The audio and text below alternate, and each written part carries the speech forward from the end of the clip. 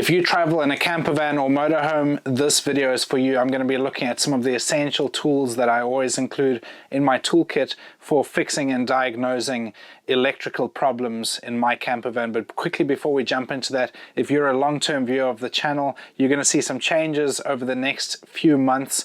And the main one being is that there are only a handful of videos that will come out of this workshop over the next few weeks because we're moving out of this workshop. So this is the OG off-grid workshop where this channel was started, and yeah, we're making some changes, moving and all that sort of stuff, but ultimately it's going to lead to a higher production value and capability in our team. We're going to be producing better videos and ramping things up over the coming months. We'll be able to produce stuff faster and all sorts of things like that, and I'll probably explain more about the changes and the movements and stuff that's happening as time goes. But yeah, if you see a bit of disruption in our schedule or in the type of videos that we're producing, that's why. There's lots going on behind the scenes, but it's all good.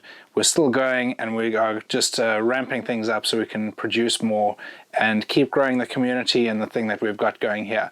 So let's jump into the purpose of the video. So one of the things that I always do when I travel is I carry a reasonably good toolkit with me, and I'm fairly handy, pretty well mechanically minded, and a very good knowledge of electrics. So I'm pretty confident to fix most issues in my motorhome when I'm traveling. And you may not be the same way, you may not be that way inclined, but these are some essential tools that I would definitely include in my toolkit, especially for diagnosing, fixing and resolving electrical issues.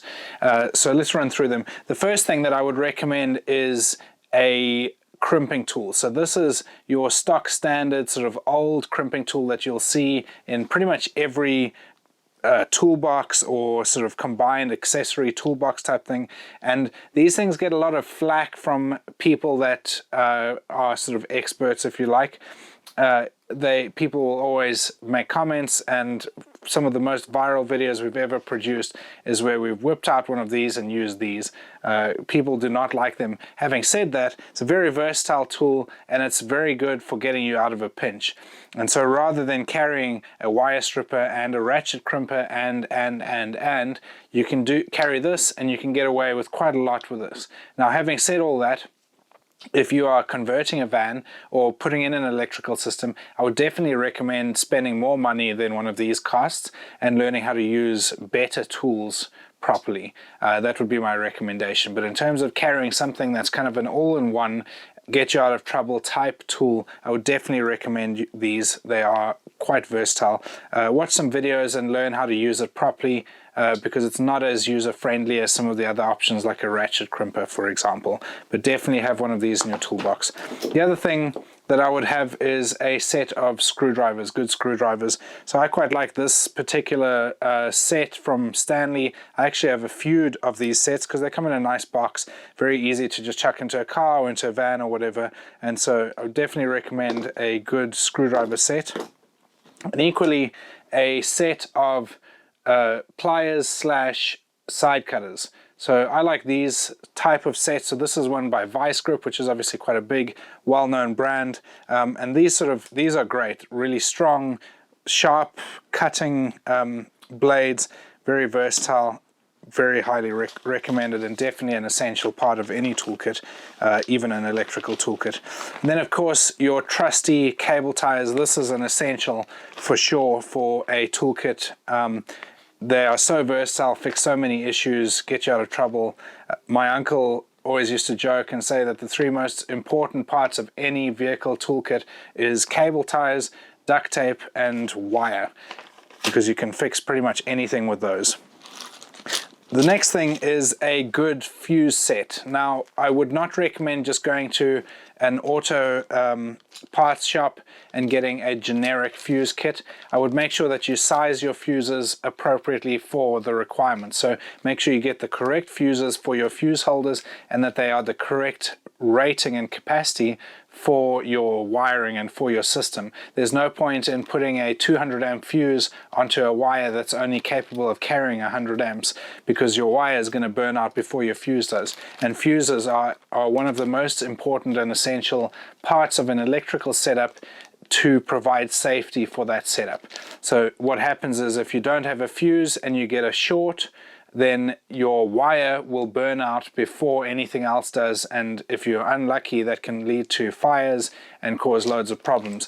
If you have a fuse and it's sized correctly, when you have a short, what happens is that your fuse will blow, the circuit will be broken, and hopefully nothing more serious and nothing more will come of it. So fuses, absolutely essential, and definitely worth carrying extras and spares, because the last thing you want is to be somewhere remote, somewhere beautiful, trying to enjoy the trip, and the next thing a fuse goes and you've got no power, you've got no inverter, or whatever the case is. So carry extra fuses.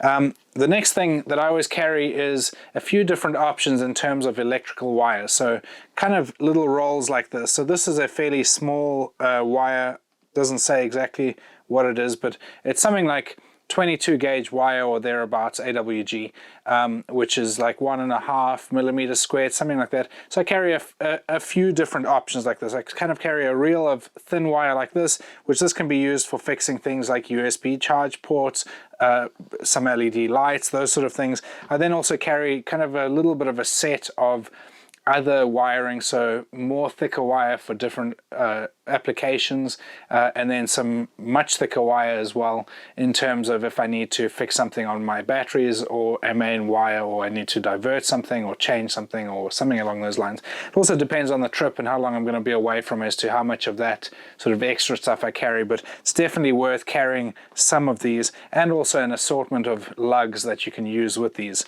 so that you can make good connections and things like that. And then the penultimate item is a voltage multimeter.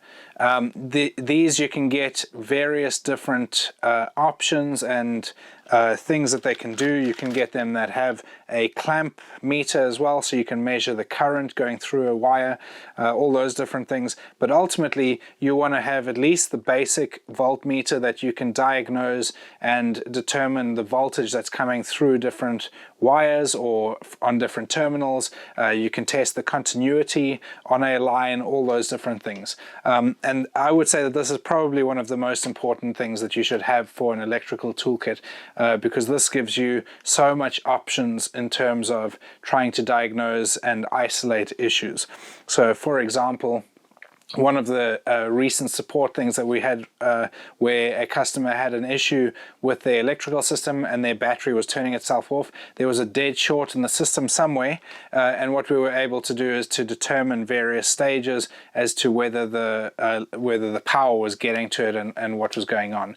And so we were able to, just with a multimeter, determine, okay, there is power coming from the solar panels to the charge controller, so the charge controller is not faulty, it's fine, we can isolate that. And then equally the DC to DC charger, we were able to determine that there was power coming to that, it was operating correctly, and we were able to isolate that, and ultimately it led to us finding out that it was actually the inverter that was causing the problems. But those sort of diagnosis and troubleshooting without sort of pulling everything apart and doing it each individually manually would only have been possible with a multimeter. So definitely an important part of the kit. And then finally, the last thing is a roll of insulation tape or electrical tape. This is kind of the electrical version of duct tape. Super versatile, super useful. It has loads of applications, not just for electrical applications, but I always carry one of these in the vehicle. Very, very important, very helpful. Helps you to insulate a lug or a terminal or something like that if you want to, if you need to on a temporary basis. I wouldn't trust it permanently. If you need to make temporary joins or something to get you out of trouble, it's a good insulation method if you don't have heat shrink and a heat shrink gun and stuff like that available to you. So definitely need a roll of this in your kit. So yeah, there we have it. Hopefully this has been helpful in giving you some ideas of what you should carry in your toolkit.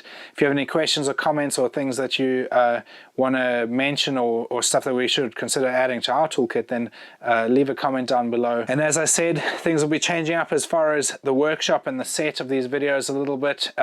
Predominantly we're going to be filming out of our England workshop, but we'll keep you guys posted on movements and what's happening with that, and we will see you guys in the next video. Thanks for watching. Cheers.